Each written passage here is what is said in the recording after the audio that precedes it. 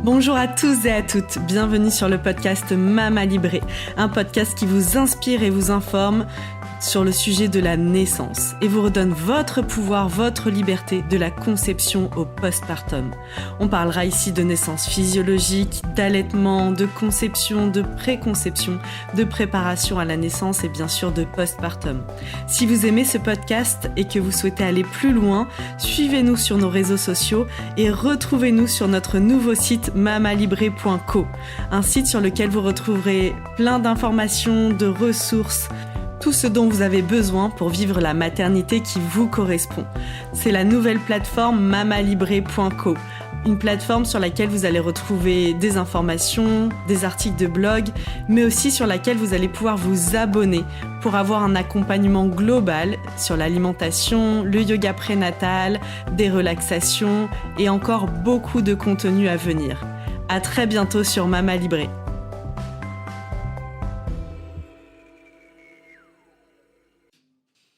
Donc dans cet épisode, je reçois Sandrine Mallet. Bonjour Sandrine. Bonjour Anaïs. Donc on te connaît bien maintenant dans Mama Libré, Oui. puisqu'on a fait pas mal d'épisodes ensemble. Et aujourd'hui, j'aimerais beaucoup que tu nous parles de l'allaitement. Donc notamment des débuts de l'allaitement, des choses qu'on doit savoir en tant que maman, surtout quand c'est son premier ou quand c'est le deuxième et qu'on n'a pas allaité le premier. Des petites choses qu'on a à savoir et déjà... La première chose que tu me disais avant qu'on commence l'épisode, que je trouve vraiment important de spécifier, c'est que y a cet aspect de... C'est un acte physiologique, naturel. Oui. Et qu'on n'a pas besoin de préparer son corps. Non, on n'a pas besoin de préparer son corps. Par contre, il y a quand même des petites choses à savoir parce qu'on est dans une société où même si l'allaitement est de plus en plus présent, n'empêche qu'on n'est pas dans une société où c'est une transmission de femme à femme, comme dans certaines cultures où les femmes ont toujours vu leur mère, leur grand-mère, leur cousine, leur sœur allaiter leurs enfants. Et oui, du coup, au niveau des postures, de la façon de prendre son bébé, du lieu, même dans ce côté de comment... on s'autorise ou pas à montrer sa poitrine, c'est un vrai sujet, ça, en public. Ouais.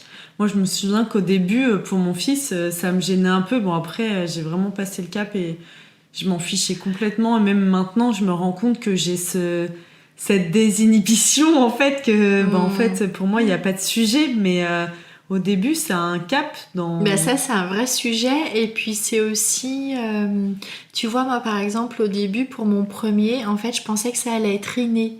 Parce que j'avais très envie d'allaiter, parce que je ne concevais pas mon rôle de maman sans allaiter mes enfants. Et en fait, je m'étais pas informée, je m'étais pas renseignée. Et quand je me suis retrouvée avec mon bébé... y a plein de petites choses qui ont été faites, par exemple à la maternité, qui ont été contre-productifs. Et du coup, je n'ai pas pu l'allaiter, par exemple. Qu'est-ce qui t'aurait aidé, toi, par exemple, pour ton premier ? De quelles informations t'aurais eu besoin pour que ça se passe mieux ? De vraies bonnes informations, en fait, tu vois, et pas d'avoir des informations qui sont différentes d'une personne à l'autre au sein du même service. Ça, c'est quand même très, très fréquent dans les retours qu'on a de mamans que j'accompagne, qui ont accouché à la maternité.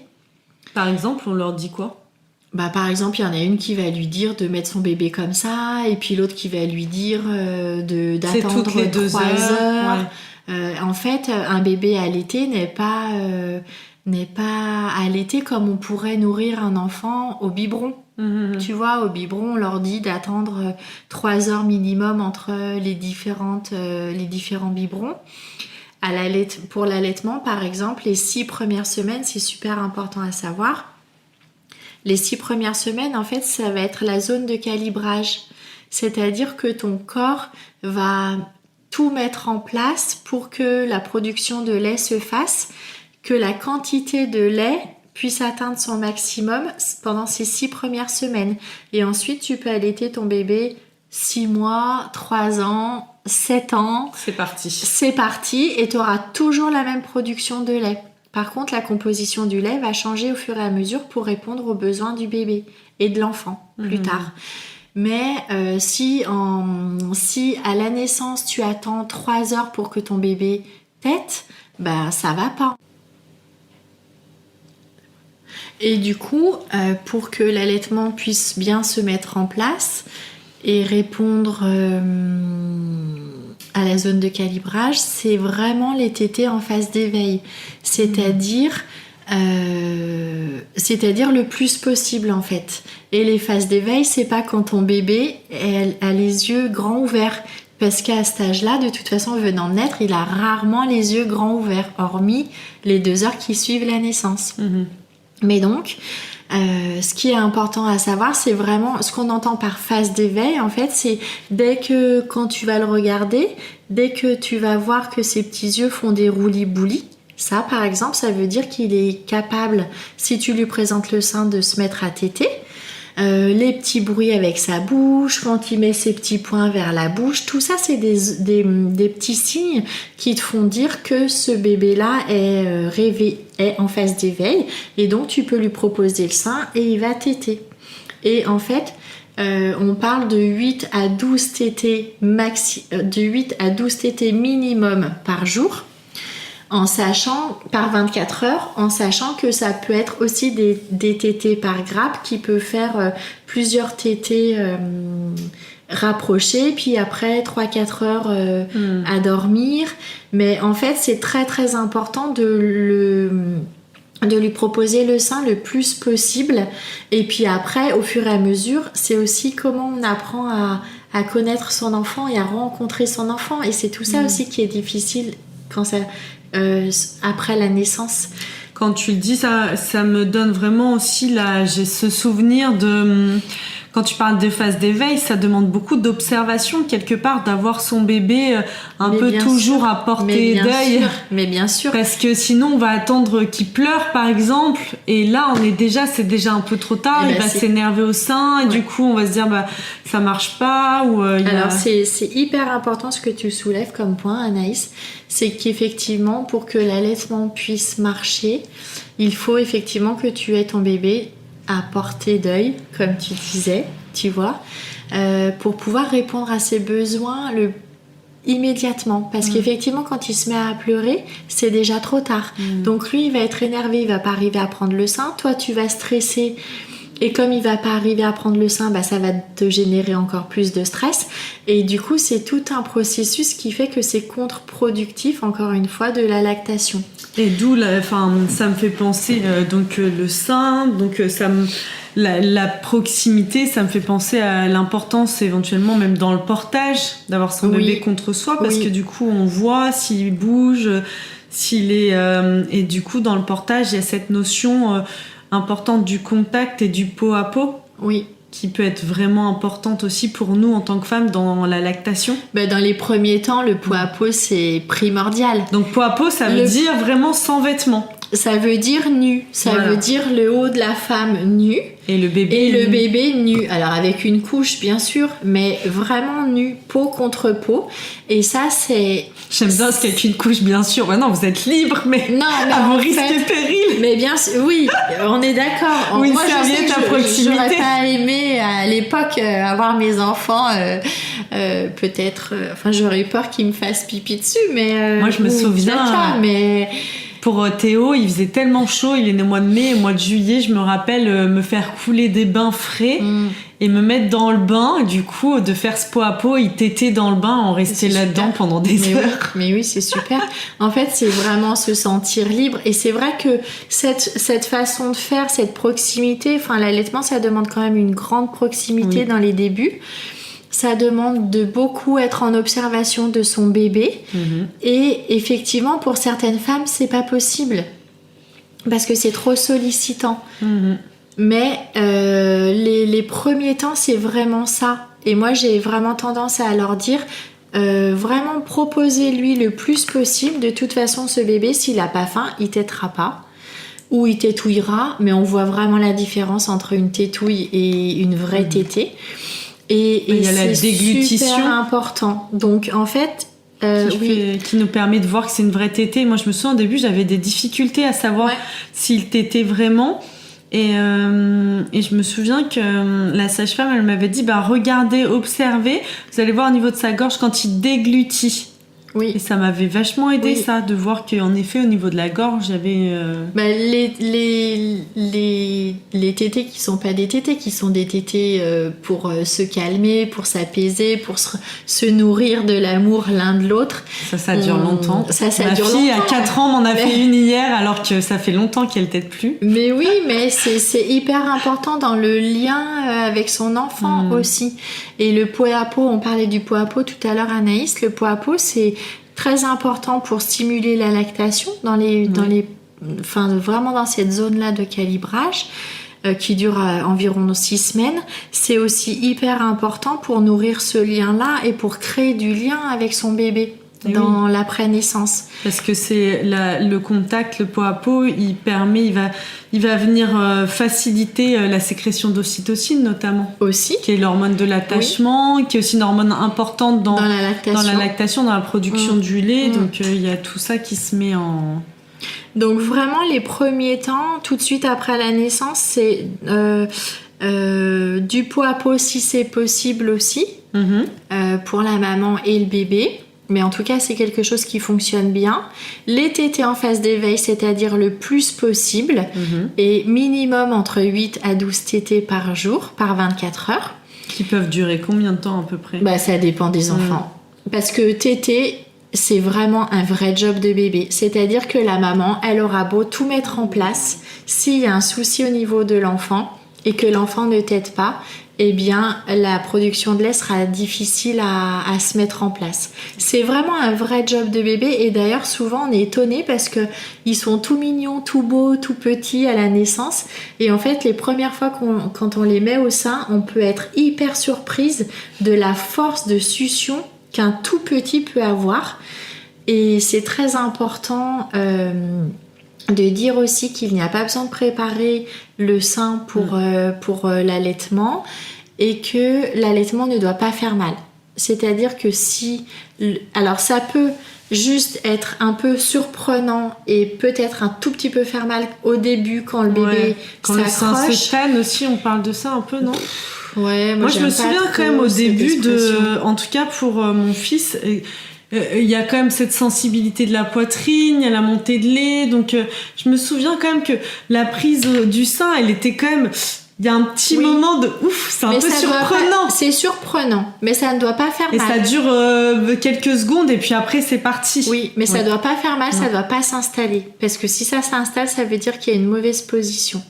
Et dans ce cas-là, ça c'est important qu'on en parle. Dans ce cas-là, vraiment avec votre petit doigt, faire couper l'effet ventouse en fait, introduire votre petit doigt dans la bouche du bébé pour couper l'effet ventouse et après le retirer. Parce que si vous retirez l'enfant tout de suite, il va s'accrocher au sein, ce qui est bien normal, et là ça va faire super mal. Ah oui. Et vraiment le repositionner. Aussi, on peut appuyer, moi je me souviens appuyer sur... Ça peut faire des crevasses, des fois c'est pas terrible. Vraiment prendre le petit doigt, introduire le petit doigt dans la bouche du bébé pour vraiment couper l'effet ventouse qui lâche en fait. Et là à ce moment-là vous pouvez le retirer. Et pour que le bébé soit bien positionné, c'est important de le positionner plutôt en contrebas du sein pour qu'il puisse faire un mouvement vers le haut pour pouvoir vraiment prendre le mamelon correctement. Après, pour toute cette partie-là, moi, j'ai vraiment souvenir de... pour la première fois, en tout cas, ma doula, elle m'avait montré avec un poupon différentes positions. Oui. Et après, de pas hésiter à avoir une conseillère en lactation avant même la naissance, si l'allaitement... c'est quelque chose d'important pour nous, qu'on est un peu inquiète, qu'on n'a pas trop vu faire autour de nous. Je trouve que c'est un super... soit une doula, soit sa sage-femme, soit une conseillère en lactation, pour préparer si c'est quelque chose qui nous angoisse un peu, ou si à l'inverse, pour un premier, ça s'est pas très bien passé, ou un second, un troisième, et là, pour la suite, on a un nouveau bébé qui arrive, on a envie que ça se passe mieux. Enfin, voilà. Alors, ce qui est super important aussi, c'est qu'effectivement, tu parlais de la conseillère en lactation ou d'une doula. Effectivement, on peut faire des rencontres en prénatal par rapport à l'allaitement. Enfin, moi, je sais que dans tous mes accompagnements, si le couple, c'est un projet du couple d'allaiter, on parle forcément de l'allaitement avant et j'ai des poupons, je peux montrer les positions avec les poupons et j'ai aussi des seins en crochet qu'une amie m'avait fait et du coup je peux expliquer aussi par ce biais-là. En fait, tout de suite après la naissance, le bébé il va avoir 2 heures d'éveil, vraiment très important. C'est super si vous pouvez lui proposer le sein pendant cette période-là. Et souvent, après, selon comment la naissance s'est passée, il peut se passer 24 heures où le bébé n'est pas très demandeur. C'est pas très grave parce que pour lui aussi, l'accouchement, sa naissance, c'est un rite initiatique, c'est un passage. C'est une première fracture dans sa vie d'enfant et il a besoin de se remettre aussi de ce moment-là. Mais par contre, après les 24 premières heures, si vraiment il n'a pas beaucoup tété pendant ces 24 premières heures, c'est super important de vraiment le mettre au sein rapidement et très souvent, d'accord ? Pour que la montée de lait aussi puisse se faire. Parce que c'est pendant les quelques jours qui vont entre la naissance et la montée de lait, il va y avoir du colostrum qui est hyper riche et qui suffit à nourrir un bébé. Et en fait, plus il va téter et plus il va solliciter le sein avec sa succion, plus la montée de lait va aussi se produire. On parle souvent de la nuit de Java, qui est soit la 2e nuit, soit la 3e nuit. Et en fait, c'est une nuit qui est super importante, où le bébé va beaucoup pleurer. Et souvent, quand les mamans allaitent, le réflexe, c'est de mettre son bébé au sein. Il va se calmer le temps de téter, il va peut-être dormir 2-3 minutes et puis après, pouf, il va se remettre à pleurer. La maman va le remettre au sein. Et souvent, c'est une nuit qui est hyper éprouvante parce que la première nuit, on est tellement émerveillé de cet enfant-là qu'on ne dort pas. La 2e nuit ou la 3e nuit, on aimerait dormir, mais c'est ces nuits-là où ils font la nuit de Java. Et souvent, en fait, c'est la nuit qui précède la montée de lait. Donc c'est très très important pour le processus de la montée de lait. Et la montée de lait, ça peut être assez bouleversant parfois pour les femmes parce que on reconnaît pas sa poitrine, on a une très forte poitrine. Ça peut être assez douloureux et c'est aussi embêtant parfois. C'est aussi déstabilisant parce que le sein est tellement tendu en fait que le bébé n'arrive pas à téter, à prendre vraiment correctement le sein. Donc souvent il faut désengorger un peu le sein pour l'assouplir un petit peu et pour que le bébé puisse prendre le sein. Désengorger manuellement désengorger manuellement ou alors aller sous la douche et puis compresser un petit peu les seins pour pouvoir extraire un petit peu de lait, juste pour assouplir un petit peu, pour faire que le bébé puisse après s'accrocher plus facilement.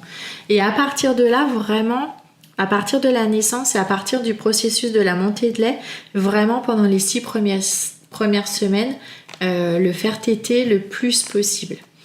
Les signes qui montrent que l'allaitement se met bien en place, c'est tout d'abord les couches qui sont bien lourdes en pipi. Donc au moins 6 à 8 couches par jour bien lourdes de pipi. Les selles qui vont changer, c'est-à-dire que les jours qui vont suivre la naissance jusqu'à la montée de lait, le bébé va comment on va dire ça, exprimer du méconium. Le méconium, c'est un petit peu noir, gluant, un peu comme du goudron. D'accord, c'est un processus normal en fait. Et à partir du moment, c'est pas inquiétant.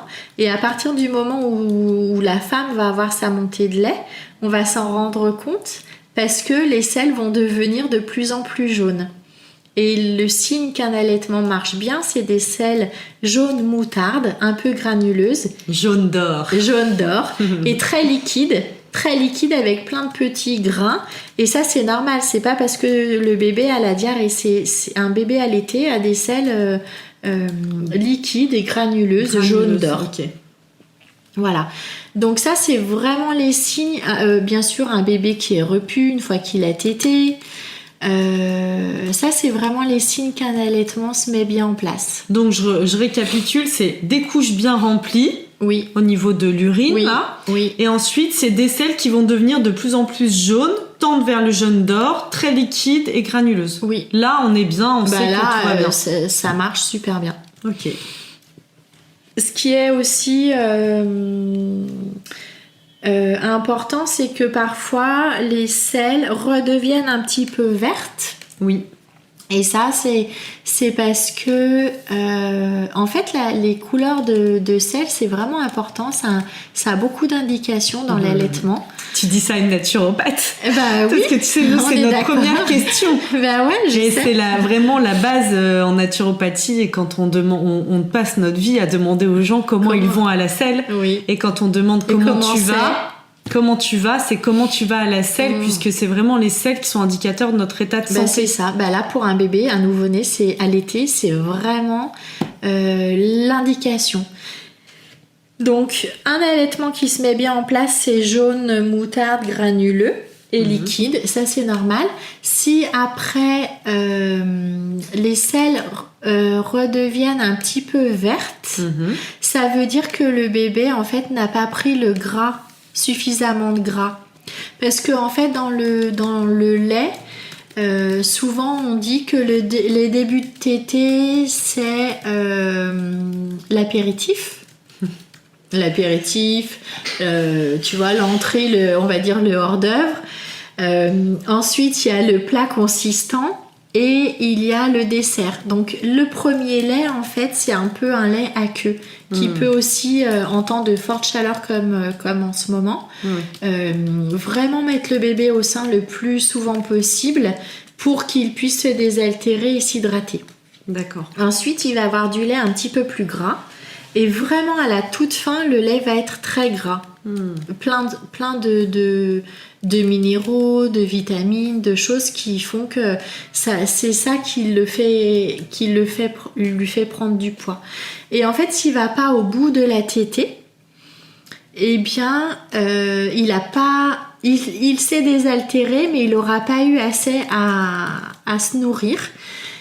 Et dans ce cas-là, en fait, c'est pas très grave. Il faut juste rétablir les choses. Et dans ce cas-là, en fait, vraiment reproposer le sein qu'il a tété la toute dernière fois pour qu'il ait vraiment le gras et ensuite passer à l'autre sein. Ok. Oui, parce qu'il y a toute cette... là, j'en profite que tu parles de passer à l'autre sein. Moi, je me souviens de ce casse-tête au début. Donc, on a une mémoire de poisson rouge après avoir accouché. On est fatigué, puis on est dans l'instant présent. Enfin, oui, puis comme le temps s'est un peu arrêté, donc il y a vraiment un lâcher prise qui fait que tu lâches un peu prise sur plein de choses. Et du coup, moi, je me souviens de plus trop savoir où j'en étais. J'ai fait le sein droit, sein gauche. Est-ce que ça, c'est vraiment très, très important ou finalement, tu refais un coup, puis même si c'est le même côté, tu passeras de l'autre? Peut-être si c'est le même côté, c'est chouette pour justement que le bébé ait tout le gras de fin de tétée. Et puis quand tu as la sensation que le sein est vide, passer à l'autre sein. Après, ça, c'est un sein ou deux seins, c'est très difficile à dire parce qu'en fait, il y a des bébés qui vont avoir besoin des deux seins, qui vont téter les deux seins à chaque fois. Et il y en a un qui, avec un sein, sera repu. Il s'est endormi au milieu de la tétée, donc on va pas le réveiller. Donc, ce qui est... Moi, j'aurais tendance à dire de proposer les deux seins et de voir comment le bébé réagit. Ok. Et peut-être qu'effectivement recommencer par le sein qui a été en dernier, c'est chouette pour justement avoir le bon gras. Et en général, quand les mamans font ça, il y a pas de problème de selles qui redeviennent un petit peu vertes. Et c'est vrai que souvent les mamans, elles ont la pression du corps médical par rapport à la prise de poids. Oui. En sachant aussi que quand c'est des bébés qui sont nés en maternité, ils ont une perte de poids à la maternité beaucoup plus importante parce que pendant tout l'accouchement, les mamans ont été branchées à une perf et qu'ils se remplissent un petit peu d'eau. Donc en fait, une fois que l'accouchement a eu lieu, les bébés perdent du poids, mais en fait, c'est pas vraiment leur poids, c'est tout le liquide qui est passé aussi par les perfusions pendant l'accouchement. Ah, c'est intéressant, j'avais jamais entendu ça. On le voit pas ça en général à la maison, quand c'est des bébés qui naissent à la maison. Et dans les signes qui montrent qu'un allaitement dysfonctionne, donc il y a se dire les selles deviennent un peu vertes, donc on se dit il n'a pas suffisamment de gras, donc il faut le mettre plus longuement au sein. Ouais. Il y a quoi d'autre qui doit nous alerter ou nous faire dire tiens, il y a les douleurs déjà. Les douleurs, si c'est un bébé qui pleure malgré qu'il vient de téter, tu vois. Là, on peut parler de reflux gastro-œsophagien, c'est-à-dire que quand on parle de reflux, on imagine toujours que c'est des vomissements externes, mais en fait, pas forcément. Il y a des bébés qui vont avoir un reflux, qui vont vomir, et ça peut être des quantités qui paraissent énormes, mais en fait, pas tant que ça. En tout cas, c'est très douloureux et il y a aussi des reflux qui sont internes. Et là, les bébés ne vomissent pas. D'accord. Mais par contre, quand il est allongé, il va être douloureux. En fait, ce sont des bébés qui ont besoin d'être énormément portés et portés en position verticale. Et du coup, si c'est interne, comment les parents ils le perçoivent ? Parce que c'est un bébé qui pleure beaucoup. D'accord. C'est un bébé qui est très douloureux et qui pleure beaucoup, qui est jamais en béatitude en fait. Donc même s'il n'y a pas de vomissement, c'est une question à se poser. Ce qui pourrait aussi faire qu'un allaitement dysfonctionne, c'est aussi tous les problèmes de frein, de frein de lèvres, de frein de langue, qui pourraient provoquer des mauvaises positions du bébé et qui du coup il prend pas assez. Il prend pas assez de poids parce qu'en fait la succion n'est pas bonne. Et dans ce problème de frein de langue, pour moi ça a été le cas. Souvent on parle aussi de réflexe d'éjection fort. Donc quand ton lait il sort trop vite et trop fort. Ouais. Et moi c'était lié pour ma fille, c'était ce frein de langue. En fait c'était la façon dont elle tétait, puisqu'elle avait un frein de langue. Elle stimulait pas comme il fallait entre guillemets le sein. Et du coup, réflexe du corps, survie de l'espèce, mon corps, envoyait fort ce lait pour qu'elle puisse quand même se nourrir. Ouais. Mais ça crée aussi un inconfort au niveau digestif parce qu'elle recevait beaucoup de lait d'un coup, elle avalait de l'air, ça l'énervait, elle se retirait, elle en avait de partout. Et en fait, ni elle ni moi n'étions dans des tétées de confort. Et moi, c'est vraiment le fait d'avoir allaité une première fois qui m'a fait dire mais en fait il y a quelque chose qui est pas normal parce que j'avais quelque chose pour comparer finalement, mais aussi d'indiquer que une tétée ça doit quand même, c'est un moment qui doit être agréable pour la maman comme pour le bébé, qui doit être serein. C'est un moment de sérénité. Donc c'est super important pour ça d'ailleurs que les mamans soient bien installées et c'est important de bien prendre le temps de s'installer correctement et confortablement, c'est-à-dire le dos bien calé avec des coussins, le coude ou le bras qui va supporter le bébé pendant toute la tétée bien calé aussi avec des coussins, un petit tabouret pour qu'elle puisse surélever un peu leurs jambes, une bouteille d'eau à côté. Ça c'est toutes des petits conseils qui sont super importants. Parce qu'une fois que le bébé est bien installé, en fait, ça va. Tu parlais du réflexe d'éjection fort tout à l'heure, Anaïs. Ça, le signe que tu peux avoir comment les mamans s'aperçoivent souvent qu'elles ont un réflexe d'éjection fort, c'est souvent quand elles entendent leur bébé effectivement qui s'étouffe parce qu'en fait, il reçoit trop de lait. Et dans ce cas-là, ce qui marche bien pour le réflexe d'éjection fort en position, c'est la position où le bébé est à califourchon sur tes genoux, donc à la verticale, et tu lui donnes le sein comme ça. Ou alors quand tu es en semi-allongé, et le bébé est allongé sur le ventre avec le sein. Parce que j'allais dire, tu vois, moi... Rugby. Ouais, à califourchon ballon de rugby, c'était pas suffisant. Moi, j'ai passé jusqu'à l'opération parce qu'on a dû lui faire couper ce frein de langue. J'ai fait 3 mois d'allaitement allongé en fait. Ou allongé. Où je m'allongeais moi et je la mettais sur le côté. Et là, on revenait à des tétées vraiment calmes, sereines. Ou vraiment, si j'étais dans un endroit où je pouvais pas m'allonger, en effet, je m'inclinais le plus possible. Mais quand je dis incliner, c'est vraiment comme si t'étais dans un bain de soleil, tu vois. T'es pas allongée, mais t'es pas droite. Et du coup, quand t'es semi-allongée, en fait, le bébé, il est sur le long de ton ventre et il peut prendre le sein comme ça. Ce qui est aussi important dans le reflux gastro-œsophagien, souvent les bébés qui ont des reflux comme ça s'arc-boutent en fait. Ils font l'arc de cercle, tu vois, ils prennent le sein, mais des fois ils le lâchent et puis ils s'arc-boutent. Et en fait ça peut être un signe que le bébé il a un reflux gastro-œsophagien. D'accord. Et alors les positions, c'est un peu compliqué de parler de position là. On fera une petite vidéo. Ça, on pourrait faire une petite Sandrine vidéo. va vous préparer une petite vidéo sur notre compte Instagram pour nous parler des positions et nous montrer ses poupons. Exact. Et mets ça en crochet. Voilà, qu'est-ce qui est important à dire aussi? J'ai eu... Il y a quelque chose qui est important, moi, sur lequel j'aimerais revenir. Je trouve qu'il fait vraiment partie du postpartum. Tu as dit tout à l'heure cette notion de sollicitation, de vraiment du temps que ça demande. Oui. Et je trouve, en tout cas pour les mamans que j'accompagne et que j'ai autour de moi, quand c'est ton premier, tu peux pas envisager, tu peux pas le penser, tu t'imagines pas que ça va te prendre autant de temps. Et d'où l'idée de se préparer en amont, notamment au niveau alimentation, d'avoir préparé des petits plats ou d'avoir vraiment anticipé qu'il y ait des gens qui viennent te cuisiner, parce que dans une journée, t'as dit tout à l'heure 7 tétés, 7 à 10 tétés. 8 à 10, 8 à 12. 8 à 12. Mais ça, c'est minimum. Minimum.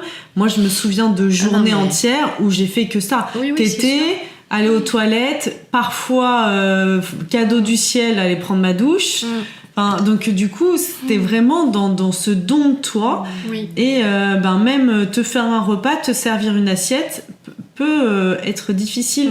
Donc c'est important aussi dans l'allaitement, il y a quand même cette notion-là qui est pas à minimiser. C'est très beau d'allaiter, il y a plein de choses très très positives. En revanche, il faut pas non plus s'oublier. Donc tu as parlé de l'hydratation. Moi j'en profite ici pour je reparle de l'alimentation parce que tout passe dans votre lait. Donc bien sûr de bien veiller à comment on s'alimente et pour soi, bien sûr, ne pas se dénutrir en allaitant parce qu'on le voit quand même, on peut perdre beaucoup de poids dans l'allaitement. Alors c'est un côté sympa et bénéfique quand on a pris du poids pendant la grossesse et tout, mais il faut veiller à quand même garder de la vitalité et puis le bébé il prend tout ce dont il a besoin. Donc nous aussi de bien se nourrir et là le bon gras est important. Et on a parlé aussi on parle de reflux gastro-œsophagien, de tous ces problèmes au niveau digestif du bébé. Moi, je vois aussi beaucoup de mamans qui arrivent, parfois, moi, ils viennent me voir plus tard, ils ont entre 6 mois et 12 mois, pour des problèmes d'intolérance qui n'ont pas été diagnostiqués. On en parle de plus en plus. Alors aussi observez votre alimentation et si vous voyez que votre bébé parfois il est dérangé, tout ce qui est produits laitiers de vache, le gluten, certains choux, ça peut être bien de tester l'éviction, donc de les retirer de votre alimentation pendant quelques jours pour pouvoir comparer et voir comment vous vous sentez et comment votre bébé il va quand vous en consommez pas. Et ça peut être, pour moi, c'est le meilleur indicateur qu'il y a une petite intolérance.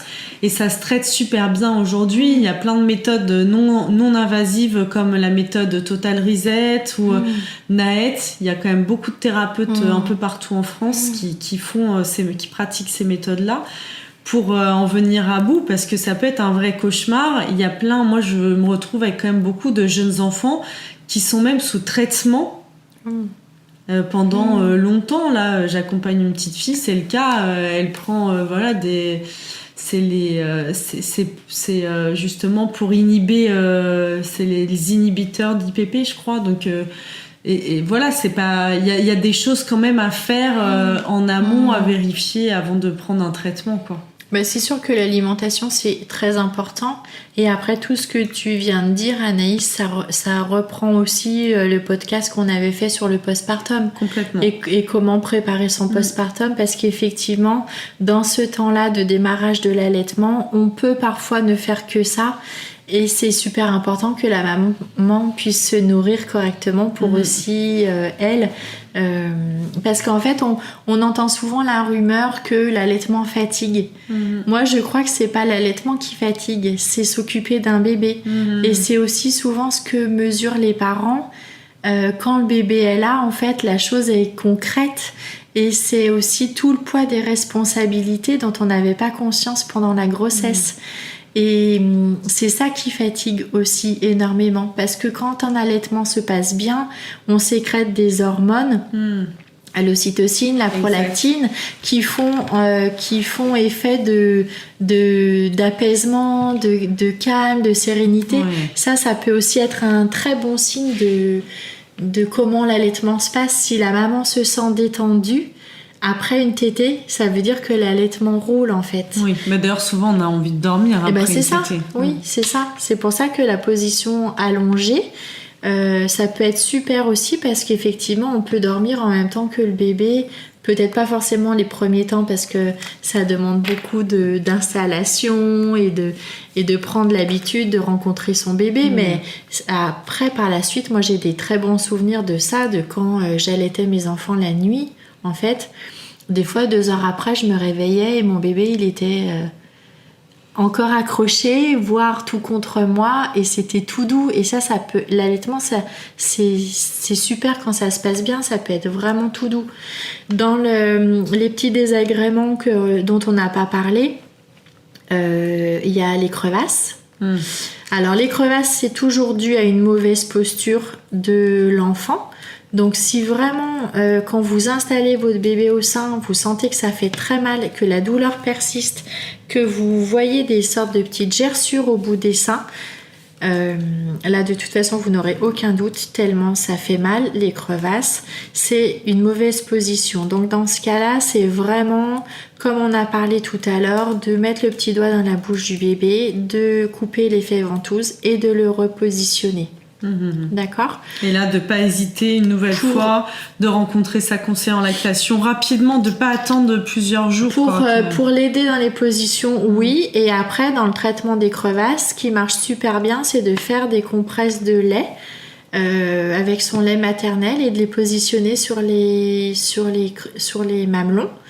Alors pas de façon continue parce que ça peut provoquer des mycoses, mais de façon quand même régulière pour pouvoir faire que ça soit pas douloureux à la prise de sein. Oui, mais en même temps, je sais qu'il y a plein de... Il y a les bâtons de moche, c'est quoi ça? Tu sais qu'on fait... De Moxa. Moxa, il y a tout plein de... Oui, les alors coquilles. Ça, moi, alors les coquilles, je les aime, et les coquilles, c'est comme les compresses, c'est pas à utiliser en non-stop. Non, ce que je veux dire, c'est que... Ça marche super bien, hein, les coupelles de coquillage nacré, de nacre et en argent, ça marche vraiment super bien pour la cicatrisation. Mais par contre, c'est pas à porter en continu. Mais ce que je veux dire surtout, c'est que le premier réflexe, c'est de ne pas attendre. Ah non, ça, dès qu'on voit que ça apparaît, d'aller à la rencontre soit de sa sage-femme, soit de sa doula, ou d'une conseillère en lactation. Parce que moi, je l'ai vécu aussi pour ma fille au tout début, et le fait que ça soit pris en charge, ça s'est pas du tout aggravé. J'ai rien eu à faire en vrai pour les soigner. Parce que une fois que c'est réglé. C'est comme si vous vous coupez et que tous les jours vous venez pas vous recouper au même endroit, ça y est, ça cicatrise. De toute façon, c'est super important, Anaïs, de dire que dans l'allaitement, en fait, il ne faut pas rester seul. Dès qu'on a une question, où on peut appeler sa doula, on peut appeler sa sage-femme, on peut aussi appeler le groupe allaitement de sa voix. Où il y a quelqu'un qui répond. Moi, je suis animatrice au groupe allaitement. J'ai le téléphone, en fait. Donc, quand les mamans appellent la ligne téléphonique, souvent, c'est moi qu'elles ont au téléphone. Après, et ça, souvent, c'est pour toutes les mamans, en fait. Oui, mais c'est pour... tu parles de la Savoie, mais il y a aussi au niveau national... Après, il y a la Lecce League, et puis au niveau local et régional, souvent, il y a d'autres associations aussi. Donc, de ne pas hésiter à vous renseigner sur les groupes allaitement qui sont autour de chez vous. Ça, c'est super important. Il y a même souvent des rencontres qui sont possibles. Aussi, oui. Et aussi, pour la Lecce League, moi, j'avais trouvé plein d'informations. Le contenu, il est très, très riche sur leur site, donc de pas hésiter à aller lire sur les différents sujets. Enfin, il y a vraiment plein d'informations qui peuvent répondre à beaucoup de questions aussi. Et puis c'est important aussi dans l'allaitement de pas rester seul et de vraiment trouver quelqu'un qui puisse être à l'écoute, que vous pouvez appeler, parce que dans l'allaitement, ça peut très vite basculer du bon côté mais aussi du mauvais côté, et si on attend trop, eh bien ça peut basculer du mauvais côté. Ce serait trop dommage si l'allaitement vous tient à cœur. Et puis donc il y a effectivement tous les groupes locaux, la Leche League en national. Il y a aussi le groupe allaitement, en tout cas en Savoie, ça peut être de chouettes moments de partage. Parfois les mamans elles viennent, elles n'ont pas de difficultés au niveau de l'allaitement, mais juste un besoin de rencontrer d'autres mamans. Puis de partager sur l'expérience. Et puis des fois quand on est dans un groupe et qu'il n'y a pas de difficultés par rapport à l'allaitement, souvent on parle du sommeil, on parle de la diversification alimentaire, on parle de plein de choses, mais c'est super important parce que ça fait que les mamans et les papas, quand ils viennent, c'est super important, ne se sentent pas seuls et peuvent partager et font des rencontres aussi. Après, ça peut faire des amitiés qui durent et c'est super important. Et vraiment que l'allaitement dure 6 mois, 6 ans, 2 ans ou 3 semaines, ce qui est important, c'est vraiment de vous faire confiance, d'être à l'écoute, parce que c'est vous qui connaissez votre bébé mieux que personne. Et bien sûr que dès que vous avez un doute, en fait, ça veut dire... Enfin, si vous vous posez une question, ça veut dire que quelque part, il y a quelque chose qui n'est pas juste pour vous. Ou toute question est légitime, en fait. Et toute question est légitime, donc vraiment ne pas hésiter à solliciter les différents intervenants. Et c'est chouette de pouvoir être entouré, en fait, vraiment. Merci beaucoup, Sandrine. C'était vraiment plein d'informations très intéressantes. Merci Anaïs. N'hésitez pas à regarder donc sur la plateforme Mama Libré, il y aura un article de blog qui pourra résumer aussi tout ce qu'on a dit aujourd'hui dans cet épisode pour vous aider à préparer au mieux votre allaitement et voilà, n'hésitez pas aussi à vous rapprocher localement des personnes qui pourront vous accompagner. À très bientôt sur Mama Libré. Merci Sandrine. À bientôt Anaïs.